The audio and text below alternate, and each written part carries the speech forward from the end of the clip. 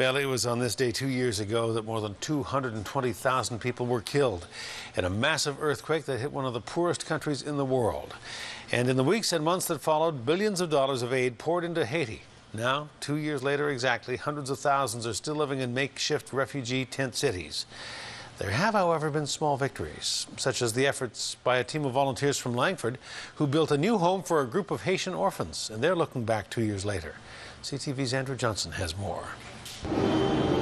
2 years after a magnitude 7 earthquake leveled much of Haiti's capital, thousands march in the streets of Port-au-Prince to protest the lack of new housing. Despite billions of dollars in aid pledged from people all over the world, more than 500,000 people are still living in tents. Some have repopulated buildings considered unstable, and thousands succumbed to a cholera epidemic. 2 years after, nothing has been done in the poorest neighborhoods. But a lot has changed here, where an orphanage was destroyed in the earthquake. It is now being rebuilt thanks to a group from Langford and the generous donations of people on Vancouver Island. CTV's Stephen Andrew and Brendan Strain traveled to Haiti with the team, whose work is now almost complete. There was never any doubt that we would not be successful on our community's behalf. And it's just a matter of being patient and dog-determined.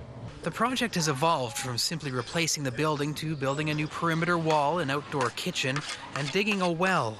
The group has also built relationships that they've nurtured on each of their 5 trips to Haiti, including hiring the neighborhood men to do a lot of the construction. So I think it's been a win-win all round. On this 2-year anniversary, a lot of the news coming out of Haiti isn't particularly good. There are reports that some of the aid distributed immediately after the earthquake is now running out, and that a lot of the poor conditions in the capital that existed before the disaster haven't changed.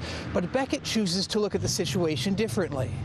I think we don't hear enough success stories, given the challenges that exist there even before the earthquake. You know, you only have so much hydro a day.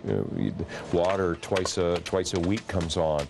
So if you're mixing cement, if you're using power tools, those are the kind of things that impact, you know, your ability to construct. The team from the West Shore is heading back next month for a final inspection of the orphanage, then again in April to officially complete a project that's taken longer than they thought it would, but has exceeded their expectations and grown alongside the kids who live there. We're starting to see kids now, you know, that are now 4 and now 7 and now 8, and their changes and you know, the relationship that's been, I mean, it's amazing that they're just like our kids.